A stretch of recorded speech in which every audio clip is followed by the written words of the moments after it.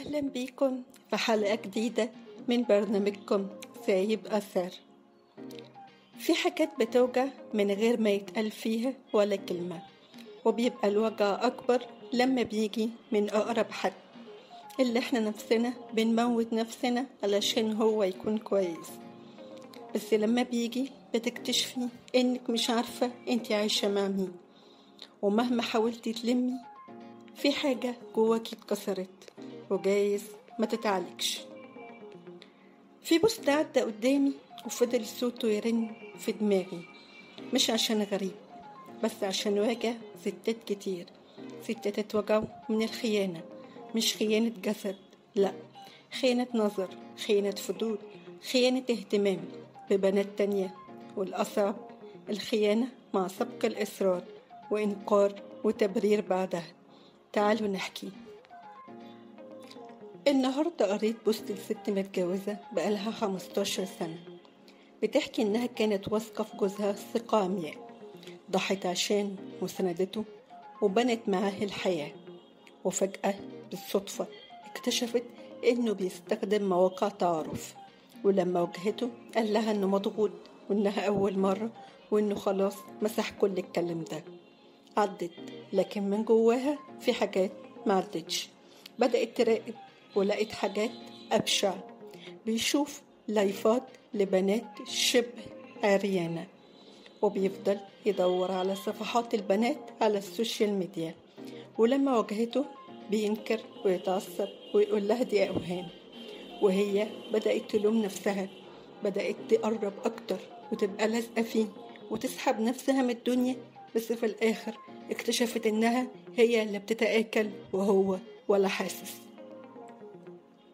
اللي بيحصل هنا اسمه الخيانة الإلكترونية أو الخيانة الرمادية، وهي خيانة مش واضحة لكن وجعها واضح جدا. الشريك فيها مش بيكون فعليا، لكن بيمارس سلوكيات بتكسر العلاقة من جوه، زي إنه بيدور على رضا خارجي أو إثارة أو اهتمام من مصادر تانية.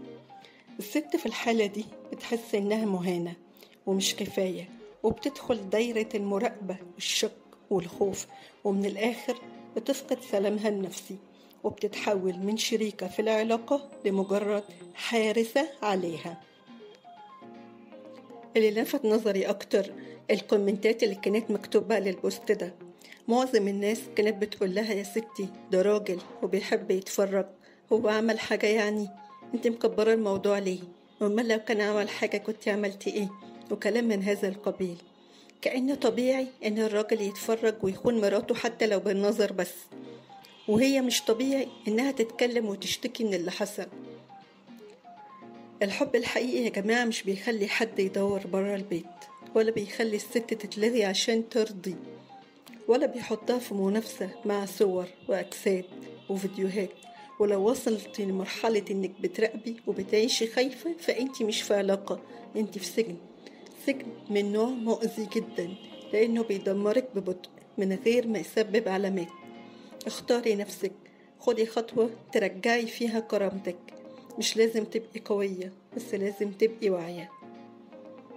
سؤال حلقتنا النهاردة، انت شايفة ان الراجل اللي بيبص وبيتابع بنات على السوشيال ميديا بيخون، ولا دي حرية شخصية؟ وهل تفتكري الست المفروض تستحمل ولا تنقذ نفسها؟ ابعتولي في الرسائل او اكتبولي في الكومنتات عشان لما بنحكي بنخف.